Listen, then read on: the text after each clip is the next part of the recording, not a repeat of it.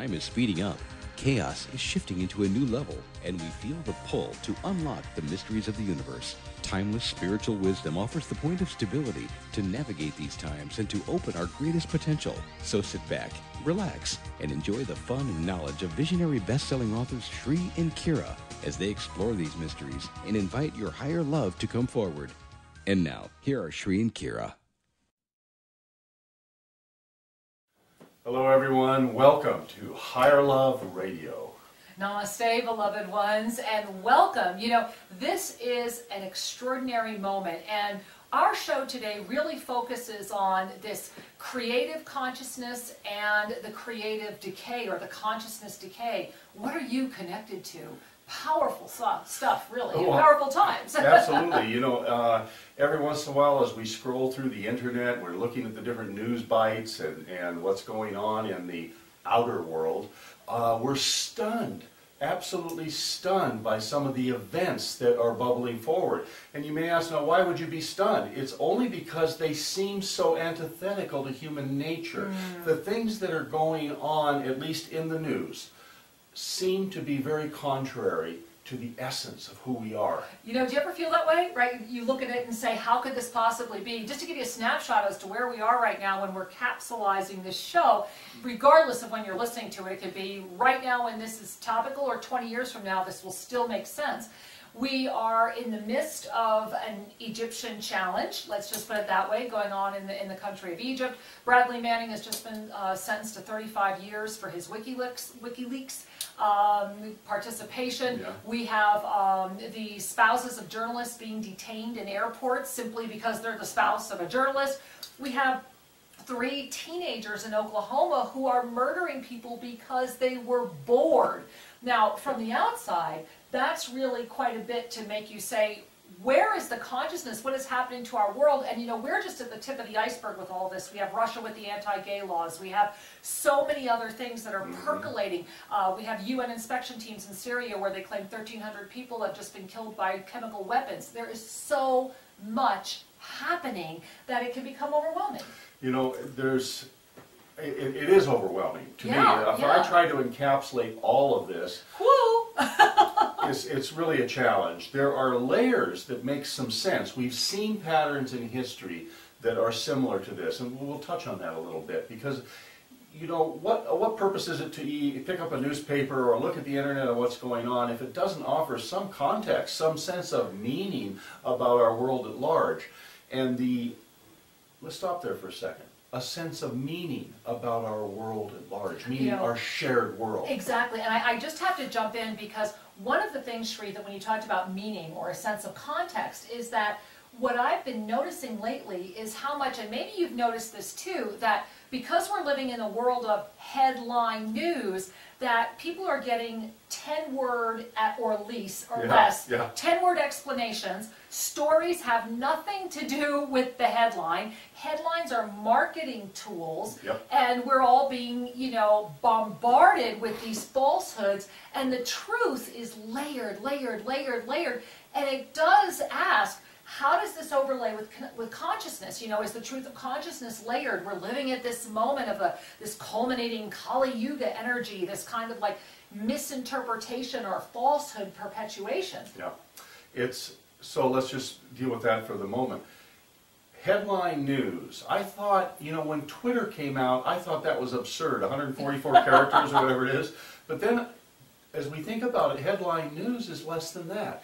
There are people who simply gather their opinions based upon the headlines, because in the headlines there's a piece of information and a little bit of the reaction, you know, of what you ought to think about. Well, they're marketing tools. They're indeed tools. Pings to consciousness to help start creating programmed reactivity. Programmed reactivity. That's a powerful thing. Think about that. Programmed reactivity. And so if you allow yourself to be a victim of the superficial, then you will surf the wave of the manipulated sea. Ooh, I love that. If you are a victim of the superficial, you will surf the wave of the manipulated sea. You know, there's tons of people on YouTube and elsewhere that have their conspiracy theories, that have their right-wing or left-wing agendas, etc. And bits and pieces of what these people share is certainly true. Absolutely. There are nuggets of truth in every perspective. However, what's true for you? That's really where we want to go today. So at first, let's just take a look at this swirling mass of disturbing information and ask ourselves, why are we disturbed? Mm-hmm. And if you're not disturbed, that's a question.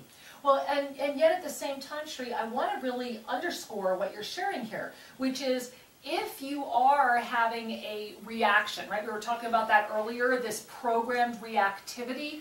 Bear in mind that when we are reactive, that is actually the most unhappy place to be. There isn't anyone on the planet who is less happy than the constant reactor, because it means that 100% of your data, 100% of your emotional status, 100% of how you gauge your day or flow through your day is based upon external stimuli.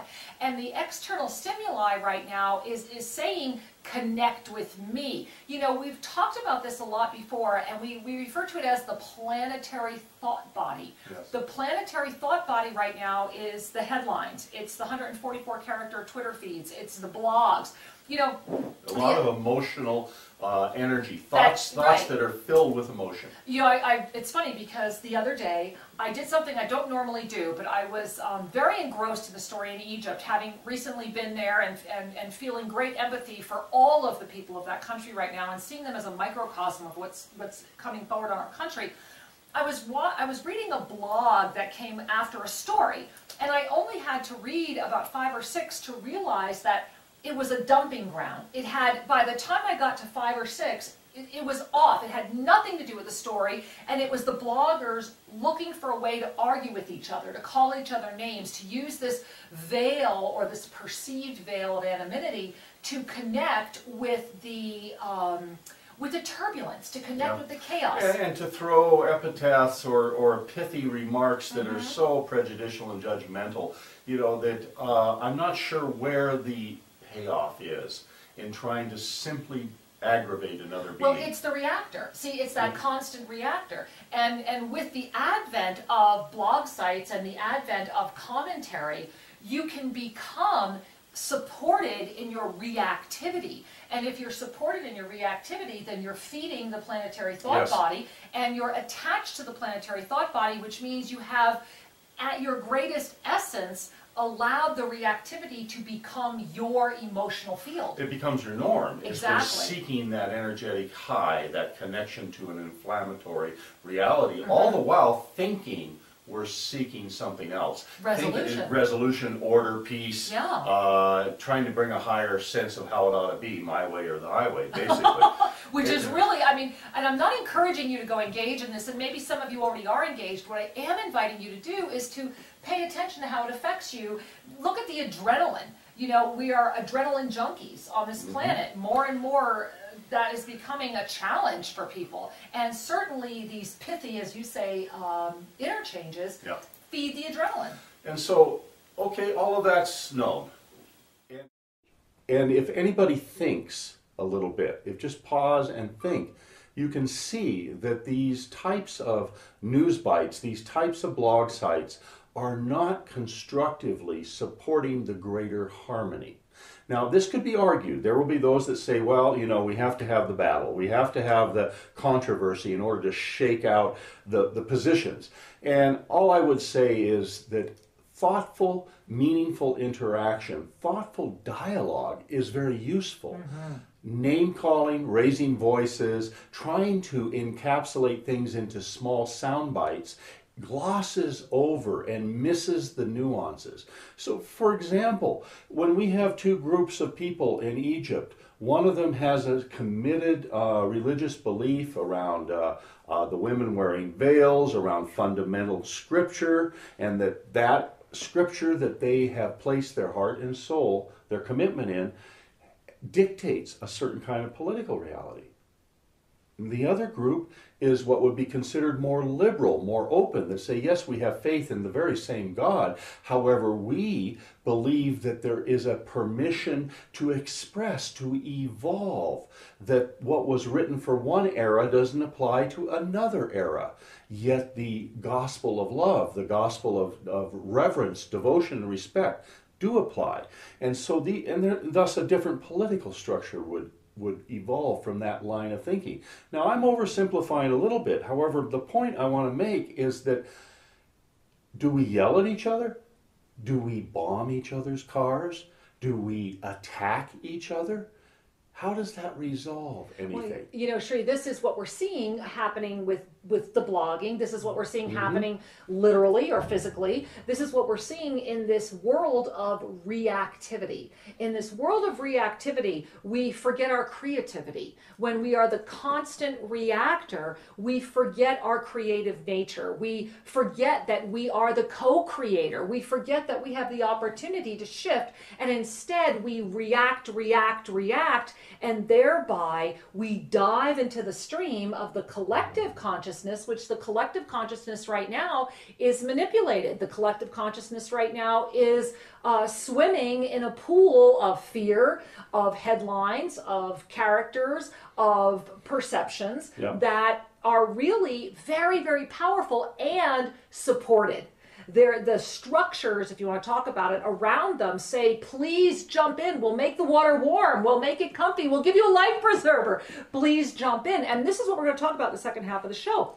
What are you connected to? The creative consciousness or the planetary consciousness? And so each and every one of these situations around our globe, whether you plug in, if your heart and mind are interested in plugging into the situation in Egypt, there's a lesson to be learned there. A seemingly irreconcilable conflict must have a reconciliation, or the conflict wouldn't exist.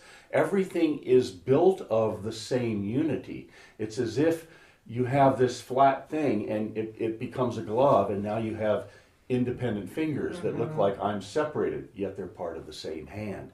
And so it is in Egypt. How can we, as a culture of humans, learn to find our unity and thus celebrate our diversity?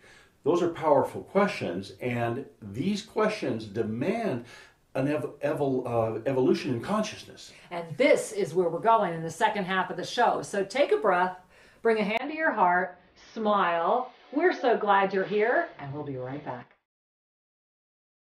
Namaste, beloved one. This is Kira Ra, and I am inviting you to take a journey of the soul in the land of the heart. Imagine your life free from chaos and filled with creative clarity. Imagine waking up each day in your private lakefront casita, greeted by brilliant sun, flowers, and birds. It is here that you will effortlessly resurrect your divine blueprint in pristine energy. Yes, I am inviting you to join us for a personal resurrection vacation retreat at beautiful Lake Atitlan, Guatemala. Here you can rejuvenate your life as you indulge in Tosa spa cuisine, private healing sessions, yoga, tai chi, meditation, and loving support. Imagine enjoying pure air, zero noise pollution, and endless stars in this ascended nirvana. The time is now to claim your true joy. Learn more by visiting shriandkira.com and just click on the Resurrection Vacation Treat page. Tosa La Laguna, healing lives, healing hearts. We welcome you home. Welcome back. We're glad you're with us. You know, today we're kind of bouncing around with an intention. We're bouncing on the fact that out in the outer world, our world is giving us evidence of systems in decay, people in crisis, and a world that is seeking to find its soul once again. That's the kind of impression we have when we look at the news and the headlines and the blogs. And yet we know in our hearts there's more to the story. Yes, we do. And you know, in the first half of the show, we were making the case about the planetary thought body and living in a world of reactivity, where reactivity is reinforced, where reactivity is encouraged, where reactivity has become normal.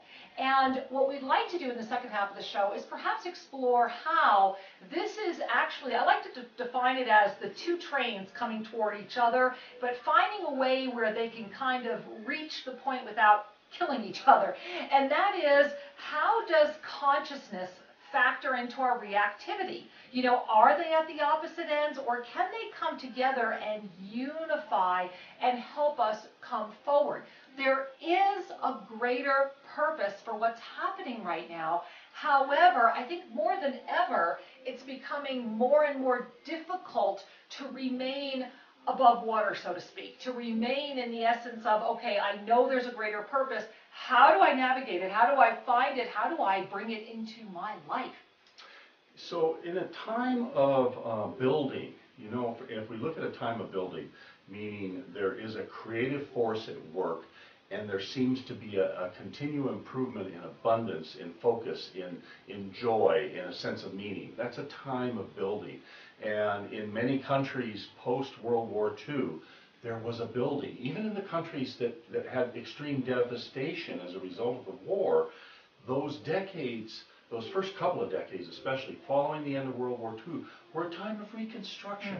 And certainly in the United States, where we grew up, the era of the late 40s into the 50s and 60s was a huge productive upswing, that the manufacturing base that had been created as a result of the war effort, and that what was needed for the war was turned into civilian opulence, really.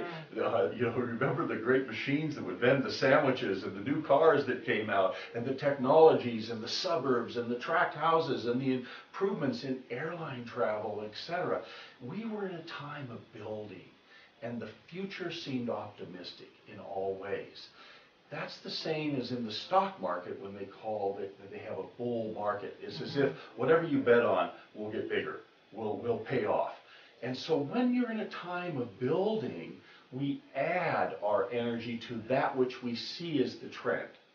So there's a trend, we lend our energy to it. We're actually magnifying the abundance by lending our energy to it. And everybody who's playing that game, even if they're a little hypnotized, is getting some sort of positive payoff. They say, this works. We can put our arms around each other and say, we're on the same team. Even if that perception leads to a sense of insecurity, even if it makes you more fearful or more concerned, you're unified in that, you're being supported in that. And this is what's important to pay attention to, because when we wake up, when our eyes open, when that veil comes off, we recognize, hey, what's going on is forcing me to either wake up or to just stay in the panacea, so to speak. And so the outer world teaches us things about ourselves if we'll pause and actually reflect. If we simply give our consciousness away to the outer world, we become a player in the hypnotic game. We become a pawn is what we become. Yeah, in reality you're a pawn. So now let's move forward to what seems to be happening in the current years. We're in a time where the great economies of our planet are all in debt. Now consider that.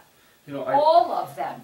No one is immune from this, because we are a global community. Regardless of what your personal experience is, we live on this one small, teeny planet, and we are all interconnected. And that transcends religion or dogma, just we are connected. If you can just play with us for that one for a moment. Yeah, so the richest countries in the world, I'm using countries a little bit loosely because it includes Europe, the European Union, the United States, Japan, Great Britain, all of these countries are in debt, which means they've spent their future in order to get something in the present time. They're in debt because there's 4 people in the world that control 70% of the money supply. Now wait a minute. For me, that's always like a, just stop. But the reality is, even though they have people behind them, it comes down to these 4 people. And so these people control how much money is printed, how to loan money. And when I say these countries are in debt, what I mean is they have to borrow money to pay the interest on that which they borrowed before. Imagine if you could live your personal life that way. You're borrowing money just to pay the interest, never paying back the principal. Well, you know that at some point the reckoning will hit. if we can borrow enough money to pay our credit card interest, we can stay afloat until the day comes when no one wants to loan you that money, till the day comes when confidence truly hits bottom. Now, this is not an economic show. At all. What I want to point out is that the symptoms of what we'll call the bear market or the decline are working at every level. So at the monetary level, the richest countries are at the end of their career of dominance. Other countries are coming forward. At the other thing that's going on socially, think of the great population that this includes: the United States, North America, the UK, and European Union. Unemployment's never been higher. The youth of these countries see no future. There is no positive up movement, meaning the bull market, for them to latch into. So what happens to their consciousness, their energy, their enthusiasm? They're afraid. There's no sense of positive hope. And what can happen is either that will stimulate a creative solution for someone who takes the time to look deeply, or it's going to stimulate the reactivity, to get out and march, to throw rocks through windows, to express their discontent without a constructive solution. These are the kind of things that are happening in the Middle East as well. So the piece that I want to bring forward for all of us to consider today is, okay, it's happening. We're in this deconstruction phase. We're in this reactive planetary thought body bubble. And the cycle, we've seen a building phase post-World War II, and for various reasons we're now in a different place on the curve. And collectively, we're sharing in a world that is having to reorganize itself. So if you have attached your sense of well-being to things in the outer world, you're going to get shook up.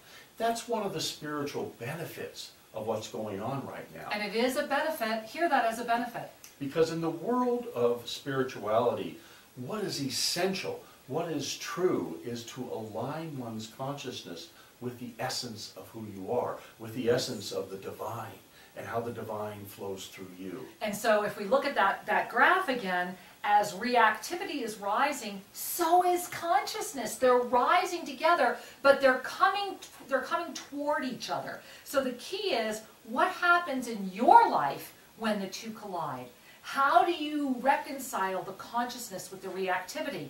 And then, how will the planet reconcile consciousness with reactivity? Because this collision is coming. The key is knowing it's coming, preparing for it, and allowing it to be a glorious moment rather than a polarizing moment. You know, going back to what we talked about in the first half of the show, when Sri and I were in Egypt, we met some extraordinary people and spent a lot of time talking to many, many people and just sitting down and having wonderful mint tea, which I'll never forget, and lots of other things with them. And I remember this one woman looked at us and she was so sad and at the same time so clear, and she said, what will happen in our country is that this will eventually come down to veil versus no veil. She said it will have nothing to do with the outside, it will have nothing to do with who's in charge, it will be all about veil versus no veil. And she was really very, very sad about that. And the reason I'm sharing that is, when we hit that collision, and that collision has happened in Egypt right now, they're basically at that moment, it's how we harness our consciousness that allows us the ability to step through to the next level. This is why it is absolutely essential that you make a decision. Am I the constant reactor, or am I proactive? How do I witness this rise in consciousness as it is being beautifully, beautifully contrasted with this planetary thought body? How do these two come together in my life? When we allow ourselves to unify, when we allow our life to be the presence, then we are removed from the reactivity and become the witness. We become the benevolent presence. We become the one who is available for the next one that chooses to unify through the collision rather than polarize from the collision. A very important point. it's essential that we all fill our spiritual bank accounts. We're in a time where the outer world is not going to feed you. It's not going to nourish your soul because the outer world has disconnected. Ooh, now, yeah. I'm not talking about nature. I'm talking about the world of man's creations, the political structures, the educational structure, the social structure, the traffic system. Every aspect is now going to feel more abrasive, Yes, less yes. nourishing, less supportive, because they're in decline. They need to be reorganized. And so the piece that I want to encourage you to remember is when one has a sense of buoyancy inside, when you are essentially filled up with spirit, the rest of this stuff, and it's just stuff, will not be as devastating or as impactful. You'll be able to look at it and go, so where can I help? Is Yes. my energy needed? Is this mine to even interact with? And you know, I hear a lot of you saying, okay, how? And we only have a couple minutes left in the show today, and here's a couple of quick things that you can do. Number one, wake up in the morning and choose to be the witness. Disconnect from that which is feeding this system. And when you find that you want to tap in as the witness. Another thing you can do is visit our website, shriandkira.com. Go to the Archangelic Messages, learn some of the practices, download our free ebook on self-ascension. Give yourself a gift every day. Subscribe to our free newsletter that has daily meditations, weekly practices, all free. Something to allow you to get a little closer to your co-creative self, your co-creative nature. Talk with people who uplift you rather than incite you. Use that adrenaline addiction to be addicted to your own co-creative nature rather than addicted to the planetary thought body. These are easy, pro-productive steps that you can take right now, today. You know, in the times past, at the times the Master Jesus walked on the planet, there was a group of beings called the Essene. And actually the Essene were present before the birth of Christ. One of the things we know about them is they lived in communities. They basically collected themselves with others who could reflect back the love, the reverence, and the healthy nourishment of having that focus on the divine. That they could not find that nourishment in society. So they formed their own societies. They necessarily had their own communities. However, they did not disconnect. They would walk among. They would offer their services of healing. They would offer their wisdom. They would offer their energy where Spirit guided them to offer it. And then as they began to feel depleted, they would come back to their community for rest and nourishment and recharge. And this is how they operated for centuries. You know, the outer world will not feed you. Your spirit, your sense of the divine, your sense of emotional comfort in your own spiritual nature must be nourished. And we live in a world where you can do that through the internet. You can do that through certain types of chat rooms, certain types of communities that are available online. And this is why Kira mentions shriandkira.com, that we offer certain things that will nourish you, and you don't have to leave your home to do it. How fun is that? And so, beloved one, we invite you to consider in this moment, regardless of when you're tuning in to this program, what are you connected to? Are you connected to your co-creative consciousness, or are you connected to a planetary thought body of fear and anger? Take a moment and breathe. Feel the gift of that knowing. Take action today, and may you know that it's all in divine order and it will resolve. The question is how, and you get to answer that. With many blessings of love, namaste. Namaste. Emotional comfort in your own spiritual nature must be nourished. And we live in a world where you can do that through the internet. You can do that through certain types of chat rooms, certain types of communities that are available online.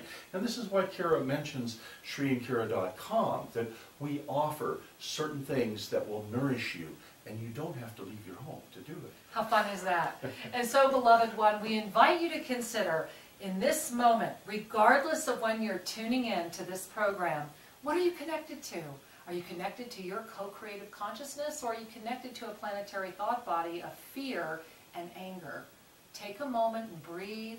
Feel the gift of that knowing. Take action today, and may you know that it's all in divine order and it will resolve. The question is how, and you get to answer that. With many blessings of love, namaste. Namaste. Thank you for joining us today for 2012 Higher Love. Remember that you can find out more about Sri and Kira by going to SriandKira.com. That's SriandKira.